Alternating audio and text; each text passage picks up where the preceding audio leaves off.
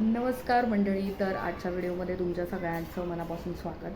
आजचा विषय एकदम गंभीर आहे, जो सगळ्या महाराष्ट्रामधील शिवप्रेमींसाठी आणि इवन सगळ्यांसाठीच हा विषय आहे. आता मी तुम्हाला सांगते, परवाच्या दिवशी नागपूरमध्ये एका मंदिराच्या उद्घाटनामध्ये भारत दुर्गा मंदिराचं उद्घाटन झालं नागपूरमध्ये. त्या कार्यक्रमामध्ये उपस्थित सगळे जे कार्यकर्ते होते, मोहन भागवत, देवेंद्र फडणवीस आणि नितीन गडकरी यांसारखे सगळे स्टेजवर उपस्थित होते. आणि त्यामध्ये एक नालायक नीच जातीचा माणूस होता, तो होता धीरेंद्र शास्त्री. त्याने आपल्या महाराजांबद्दल एक खतरनाक वक्तव्य केलं, म्हणजे आता तुम्ही व्हिडिओमध्ये ऐकलात पण असाल.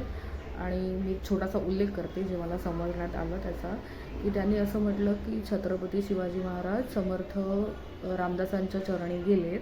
त्यांनी आपला जो राजमुकुट होता तो त्यांच्या पायाशी ठेवला आणि त्यानंतर त्यांनी असं म्हटलं की मी आता थकलो आहे, मी ही जी राज्याची धुरा आहे आणि पुढे जे काय चालवायचं आहे आपल्याला ते तुम्ही आता सांभाळा.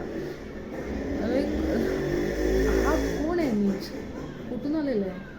एक नंबरचा नालायक माणूस. मला अक्षरशः शिवाय त्यात मी कंट्रोल करते. अरे म्हणजे तो काय बोलला आहे जरा तुम्ही लक्षात घ्या. आपल्या महाराजांबद्दल बोलला आहे.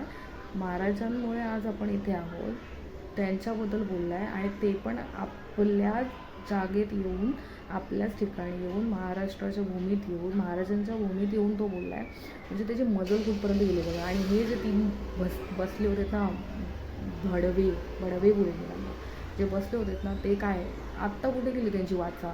प्रत्येक भाषणामध्ये जे ठोकत असतात ना, की हा महाराजांमुळे असं, महाराजांमुळे तसं, आत्ता कुठे आहे? चला तो येतो आणि तो असं बोलून जातो. आता शिवप्रेमी कुठे मला ते विचारायचं आहे.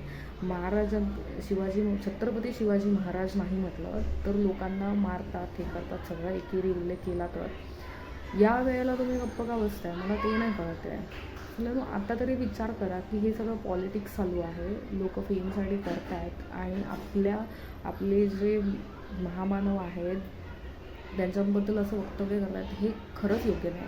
आणि आपल्या भूमीत येऊन हे बोलणं म्हणजे खूप अपमान करण्यासारखी गोष्ट आहे. तर खरंच लिटरली अशा माणसांना तुडवला पाहिजे. तोंड दाखवायची लायकी नाही राहिली पाहिजे. आणि हे फक्त महाराष्ट्रातलीच लोक दाखवू शकतात.